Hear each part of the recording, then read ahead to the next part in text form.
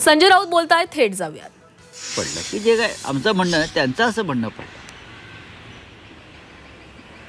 की काँग्रेस मला हरवण्यासाठी मैदानामध्ये होती, त्यांना BJPला हरवण्यासाठी मैदानात उतरायला पाहिजे होतं, पण त्यांचं लक्ष होतं केजरीवालचा पराभव करणं. हे त्यांचं म्हणणं आहे.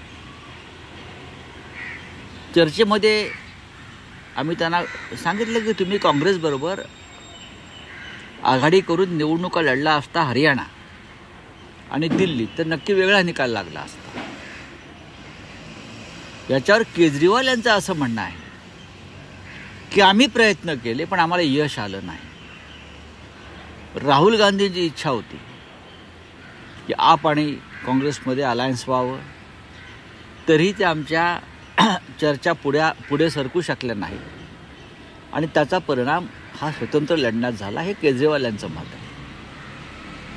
महाराष्ट्रामध्ये सुद्धा आम्ही आता तो काळ निघून गेलेला आहे, निकाल लागलेले आहेत. महाराष्ट्रामध्ये सुद्धा आम्ही या गोष्टी सहन केलेल्या आहेत.